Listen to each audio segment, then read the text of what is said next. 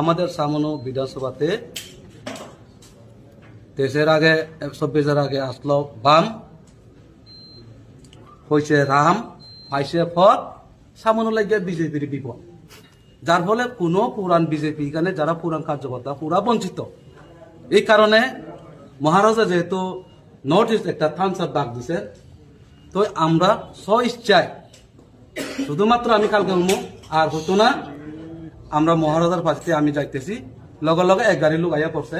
কিন্তু আজকে এখান থেকে যাওয়ার পরে আপনারা দেখবেন কতটুকু কি হয় সামান্য বিধানসভা অন্য পরিস্থিতি। বিজেপি বলছে সব কাজা সব বিকাশ, শুধু একজনের আত্মীয়তার বিকাশ, বাকি সর্বনাশ।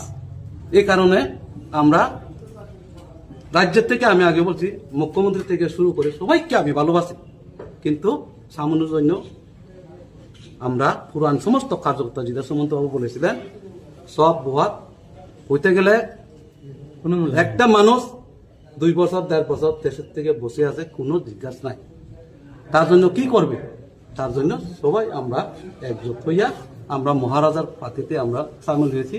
আমি আগামী দিনে এই সামান্য 2টা সিট আজকে বলে দিলাম। মোহনলাল চাকমা ত্রিপুরা মতাতে জয়েন হয়েছে বিজেপি 0 থেকে হিরো করছি। এখানে আমি ব্যাগ লইয়া বার হয়েছি, আমাকে বলে সামনে একদম পাগল আসলো, পিওটা পাগলা ব্যাগ লইয়া বার হয়েছে, এই বিজেপি জীবনে আসবো। কিন্তু সামনেতে আমরা দেখি যে 2016-তে ভিলেজ কমিটি নির্বাচন পঞ্চায়েত দখল করছে, 2018-তে জয় 3000 উপরে সামথিং বুথে, 2019-এ লোকসভাতে জয়, 21-এ একতরফ হংস ত্রিপুরা এমডিসি, আরেক তরফ সমঝোতা, দুইটা কনস্টিটিউশন পরে আপনার এমডিসি দুটা জিত। এরপরে 23-এও জিত, 24-এও জিত, কোনোটা বিধানসভা আমরা হারিনি।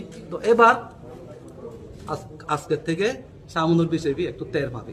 নমস্কার।